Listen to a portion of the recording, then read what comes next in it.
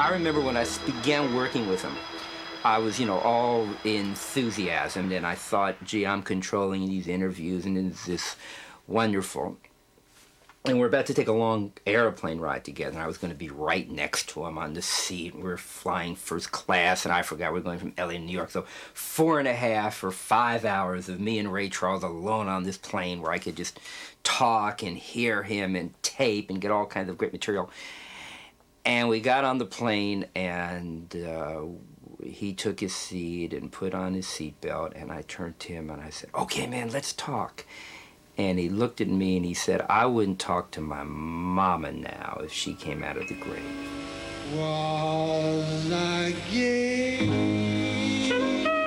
And I thought, damn, I better leave him alone. And that was it for 5 hours. I didn't hear a peep out of him. Now she's gone.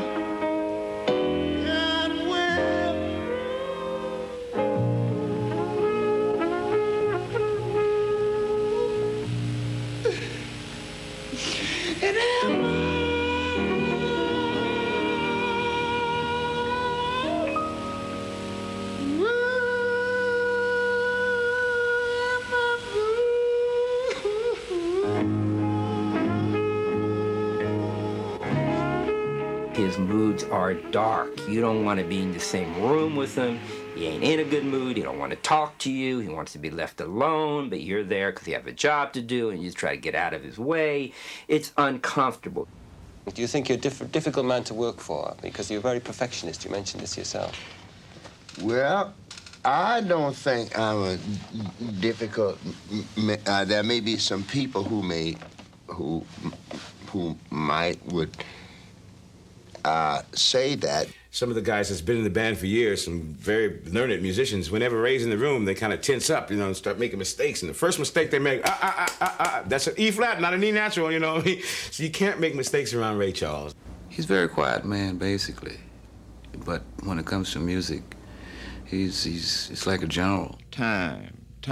Have you ever dug Ray Charles play a song? I call it a death tempo. It's so slow, like he used to sing "Drowning My Own Tears," like It brings the tear, and now that is slow, my man. Oh, to my.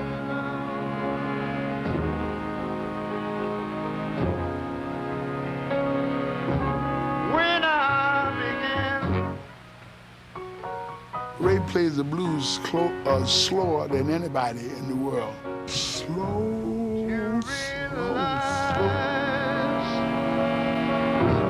He says, 1. And then I walked over by where George DeVivier was standing with the bass, about a mile away, something like that. And when I got over there, I heard him say 2, but that was the slowest count.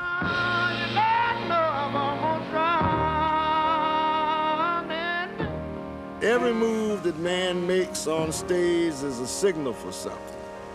He directs the band with his feet, with his head. When he does this, he's keeping time. Let me say, or I'll sit and cry. Ray's gone through a lot of drummers, and he'll tell the drummer, he'll say, honey, look at my feet. I wouldn't play drums for him for love nor money. No. It's very, very important to Ray for a drummer to keep time. Clap. Now, see, if a drummer can't understand that, like, you're in worlds of trouble. Hold it! Slower. Drummer, can you keep time? If he hadn't been blind, I probably would have dropped my trumpet on his head or something like that.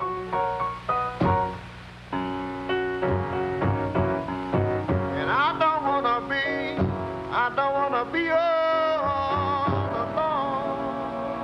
alone. He wanted to have some background singers, and we didn't have any other background singers. We were actually the first Raelettes.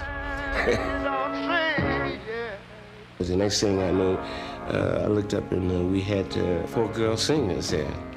He ran across, it was a group called the Cookies. Well, he used them as almost like horns, almost, you know, and like gospel singers, like a choir, who would answer him, you know, they had the tight harmony, and it was like they were like very mournful and soulful behind him. They would never overbalance him, but it was very tight and right up under him, answering him.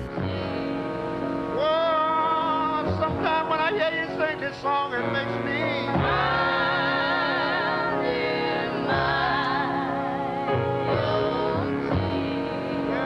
to be a 17-year-old getting ready to be 18, going on a national tour in a private plane with Ray Charles, one of the greatest entertainers in the world, you couldn't have asked for anything better than that.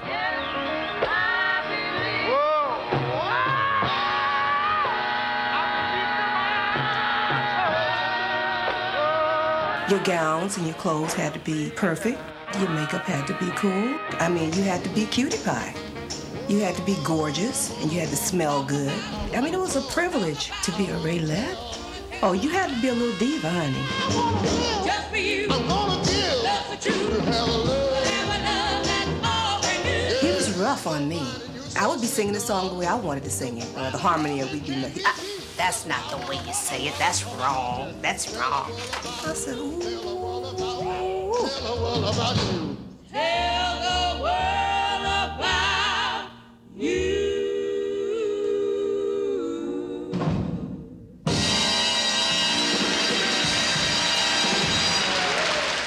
Now that Ray controlled his own sound, his next move put him firmly in charge of his career.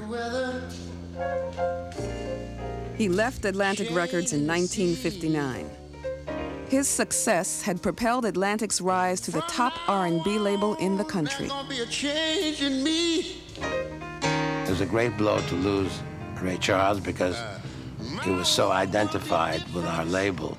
It's almost as though the day he left us, after he finished the Genius album, he switched gears and went to a totally other kind of music and almost never reverted back, damn near didn't revert back, to the sound that he cultivated from 1954 on. It's prophetic that the last song he recorded for us was an R&B version of an old country classic, I'm Moving On. So I guess he was moving on. Time to time, but you just wouldn't listen up, baby, no minds I'm moving on. Said I'm a rolling. That tune was prophetic in more ways than one. It signaled a change in Ray's music that alienated some of his fans, but brought millions more into the fold.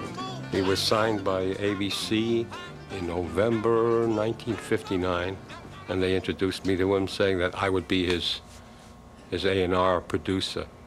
And one day he called and he said he wanted to make a country and western album. Well, my first reaction was, what is he doing? But that lasted about 8 minutes because I realized that he knew what he was doing. Sid was telling Ray that he didn't think that that was the right context for him to be in, and he shouldn't try to record country and western tunes. And I remember Ray telling him exactly to go in the booth and sit down. But when I announced it to the executives, to the president and the vice president, they thought he was nuts.